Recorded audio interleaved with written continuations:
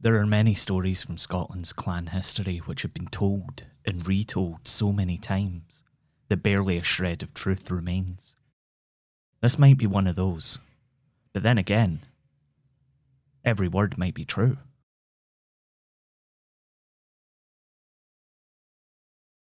It is 1520-ish. Every day he would take the air around the castle, and you would half watch him roam around the garden with one of his mistresses, laughing performatively as you try to gaze out over the Firth of Lorne, back towards your homeland. When you had been married, it had been hailed as a new era of peace between the Campbells and his lot, the MacLeans. Your families had never been the best of friends, but your territory and influence was expanding all the time. And of course, the best way to avoid conflict is to use women like currency. Using you like currency is a fortunate privilege for your husband and your brothers as 16th century men about castles. Ever since he was a wee boy, they'd called him Lachlan Catanach, because his mother was of Clan Catan. He loved telling that story. I mean, that was it, that was the whole story, but Lachlan would tell it over and over again anyway, and his vassals would laugh, and you would bite down on your lip. Because Catanach also means rough too, unkempt. So you called him Lachlan the Shaggy. That wasn't what you meant by it, but that's what you called him. Head of Clan MacLean for nearly 10 years, your husband had used his privileged position to enjoy as much of the good life as he could. Of course he'd tried rebelling, every clan chief had to have a go at least once, but he'd wound up under the heel of your brother, Colin Campbell, the 3rd Earl of Argyll. So that's how you'd become Lady Catherine MacLean, after the death of his first wife, Lady Marion. The smarter MacLeans knew that the marriage was a good idea since Clan Campbell were a lot more favoured by the crown, and, to be quite honest, your family could probably take Lachlan's in a fight, so better to keep you sweet, right? And so often you hear of these arranged marriages where both parties take their fate with good humour and make the best of it for the good of their dynastic families and their desperate commitment to propagating power. But not you and Lachlan. You hate one another. This is Scotland, a podcast about history and where we made it. I'm Michael Park. It is 1523, and this story has so many holes you could drain tatties through it. It's been months since that night where you sat by the roaring fire with your wife, whose contempt for you burns hotter than a forge. Catherine seemed in better spirits than usual. She was willing to talk with you about family and the future. She seemed excited about something, buzzing with nervous energy. You could see her hands tremble a little when she took the cup from the tray and handed it across to you, her eyes glimmering in the light of the fire. You take a sip of your drink and something in the whiskey tastes off. No harm, no foul, probably something in the cup. Washing up isn't easy after all. These things happen. You've been trying desperately for another son since the ones you already have kicking about from your first wife don't seem to be up to much. Ekin spends all of his time asking your advisors questions, and Ilian seems to spend an awful lot of time setting fire to things. Too much time for your liking. But either way, Catherine says she's not in the mood to try again tonight and retires to bed, leaving you to pick which mistress to visit. And then you cough, and you splutter, and suddenly glowing worms appear in your vision as you feel your throat dry up and close as you grasp anything you can, trying to catch your breath. Poison. Miraculously you survive, and as you look up at the window of the woman who quite obviously tried to bump you off, who hates you and won't give you a son, you make a decision. If she wants to go back across the Firth of Lorne to her family's lands in Argyll, then you're not going to stop her. In fact, you'll row her there yourself. It's the least you can do for your wife. So that night, you steal into her room as she readies herself for bed, and, Along with one of your most loyal and presumably least moral vassals, you bind Lady Catherine and drag her down to a boat, which waits just outside the walls of Duart Castle. The night is dark and calm, and the sound of the oars covers the muffled complaints of your wife as you row out to the little spit of rock. Just a wee skerry in the middle of the Sound of Mull. She would have seen it every day when she looked across at Argyll. She probably knows as well as you do that it will soon be swallowed by the sea.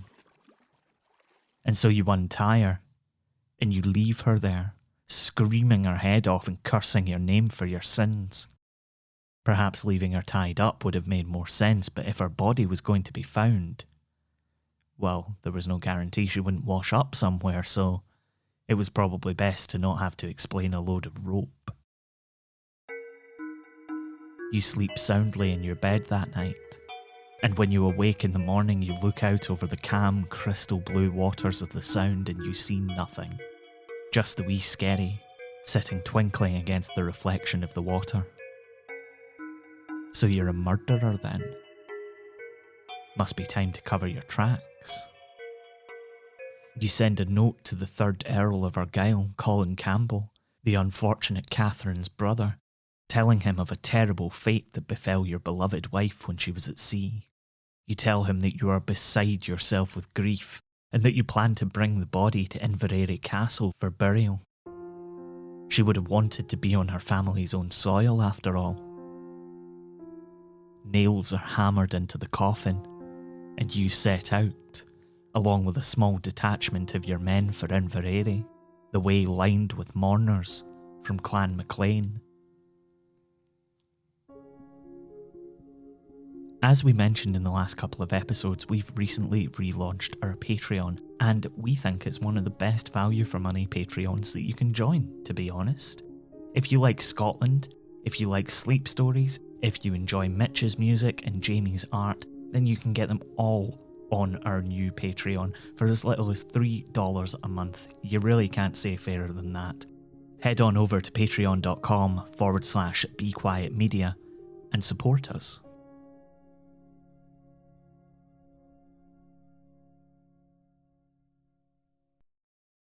It is that night in 1523. Your husband has left you to die. He has dumped you on a tiny spit of land on which you will drown when it is taken by the sea. You can't swim. It was never considered a good thing for a young lady to learn. Probably for this exact reason, but you'll be damned if that bastard is going to get away with this. So you do what you were taught to do in hopeless situations, like being married to a philandering, murderous MacLean. You pray. You pray to God.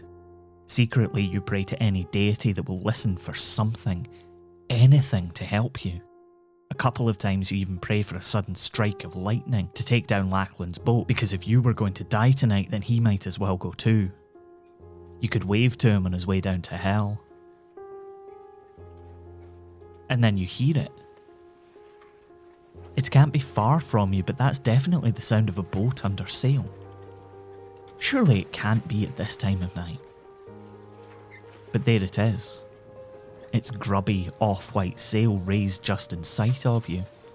A little fishing boat, heading back to harbour at Lismore. You scream louder than you've ever screamed. You leap and wail and throw your arms in the air, and eventually the progress of the little vessel slows. And it turns, and as the water starts to rise just above your ankles, it reaches you. It rescues you from almost certain death, just in time. Now that's a miracle. The whole thing is a haze as you eventually find your way home to your family, where Colin, your older brother, has just received word of your tragic death and the departure of your funeral cortege from Duart Castle.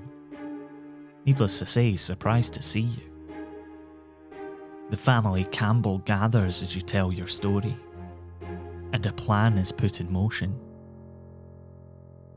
Days later, the funerary retinue arrives at Inverary Castle, empty coffin in tow.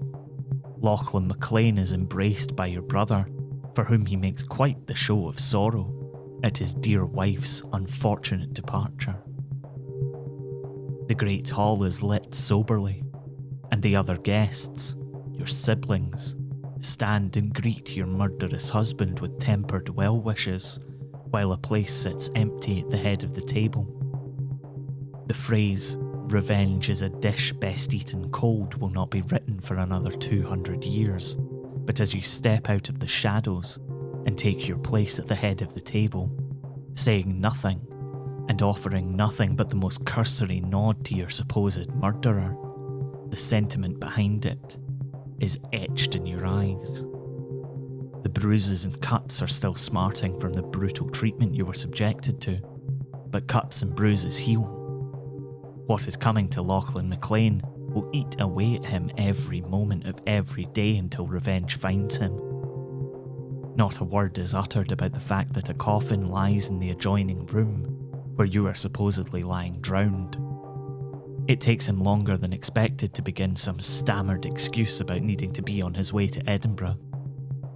How convenient it is that your brother, Sir John Campbell of Cawdor, is headed back to his estate via Edinburgh, having had the opportunity to attend this most wonderful reunion.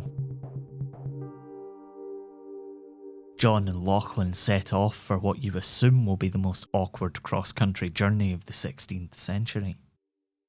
Days later, you receive word that your husband was dirked, stabbed repeatedly with a dagger in his bed, and that your almost murder was avenged. And that's the romantic version, where the story lives in the heart and lingers in the mind. Another version, probably more rooted in the truth, but for some reason sounding even more ridiculous, is that all of this happened in the 1490s, 30 years before Lachlan McLean was murdered by John Campbell of Cawdor. That's after many years of the two clans working together. Another romantic version is the story in Thomas Campbell's poem Glenara, in which Catherine, or Elizabeth as she may well have actually been known, had a young lover who tried to clandestinely live at Duart Castle with her, disguised as a monk. Whichever you choose to believe, the little rock between Duart Castle and Oban was christened Lady's Rock, because one night, whether in the 1490s or the 1520s, a woman was saved from certain death by a passing boat.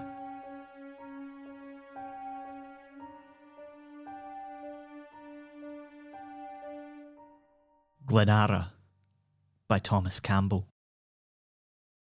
Oh, heard ye yon pibroch sound sad in the gale, where a band cometh slowly with weeping and wail? 'Tis the chief of Glenara laments for his dear, and her sire and her people are called to her bier. Glenara came first with the mourners in shroud, her kinsmen they followed, but mourned not aloud.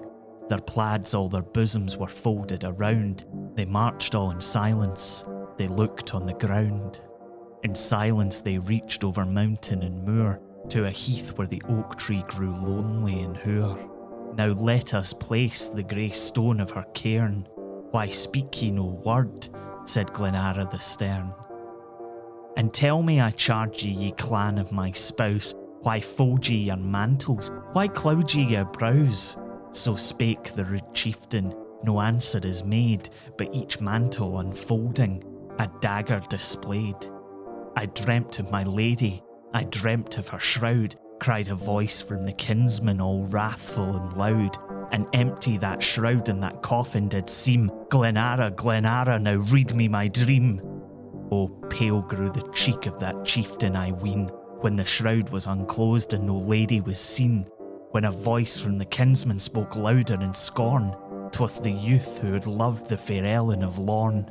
I dreamt of my lady, I dreamt of her grief, I dreamt that her lord was a barbarous chief. On a rock of the ocean fair Ellen did seem. Glenara, Glenara, now read me my dream. In dust lo the traitor has knelt to the ground, and the desert revealed where his lady was found. From a rock of the ocean that beauty is born. Now joy to the house of fair Ellen of Lorne.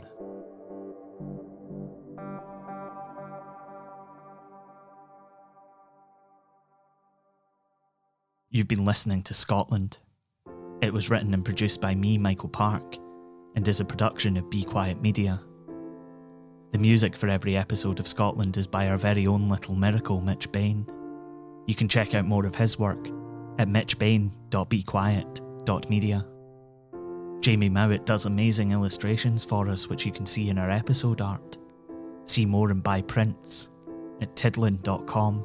Scotland is supported by Chris Lingwood, Scott McCubbin, and listeners like you on Patreon. You can get loads more from us for as little as $3 a month at patreon.com/bequietmedia. You can find out more about the show and read transcripts on our website, scotlandpodcast.net, and we're on Twitter, Facebook and Instagram. Find us by searching Scotland, a Scottish history podcast. Thanks for listening. Look after each other. Wear a mask. Get vaccinated if you can. We'll see you next time.